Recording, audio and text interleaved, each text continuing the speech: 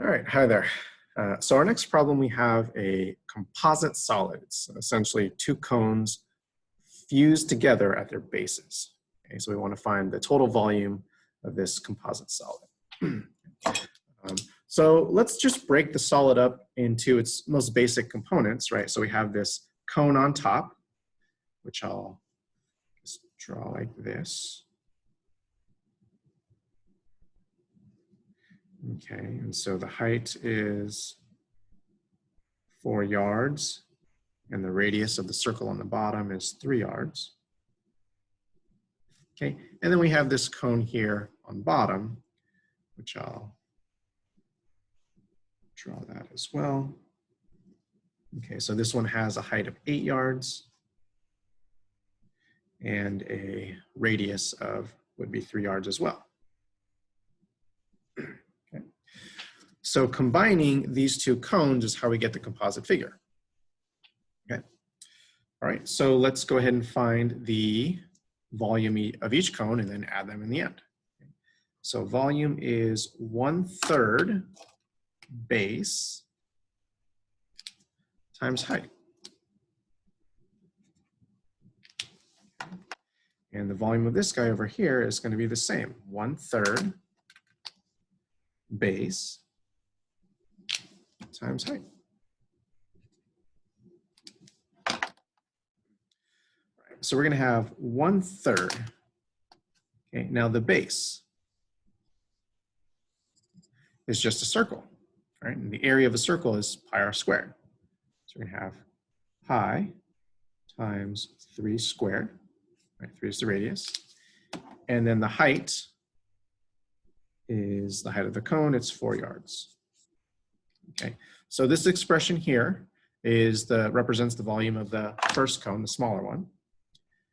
Okay, and then we're going to have 1/3 times the base, which again is a circle. It's the same exact circle, right?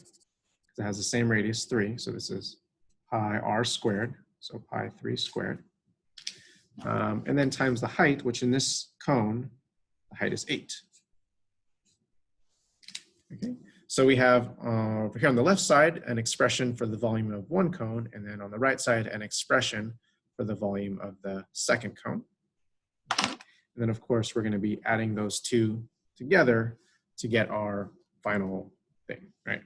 So you can see these two expressions both have a common factor of 1/3, a common factor of pi 3 squared.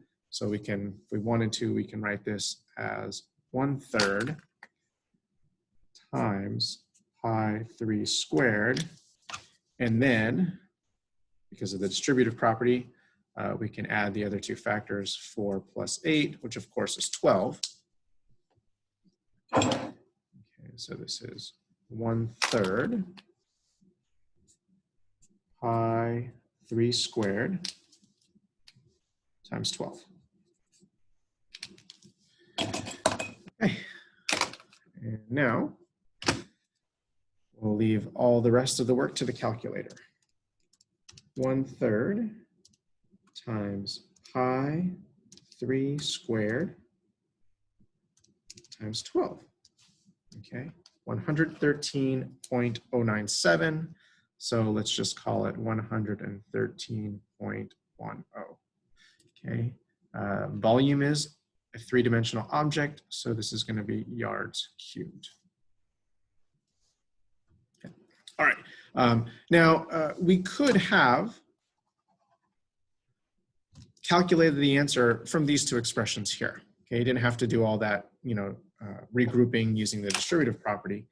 You could simply just type these two expressions on your calculator and get the same exact answer. Here, let me show you.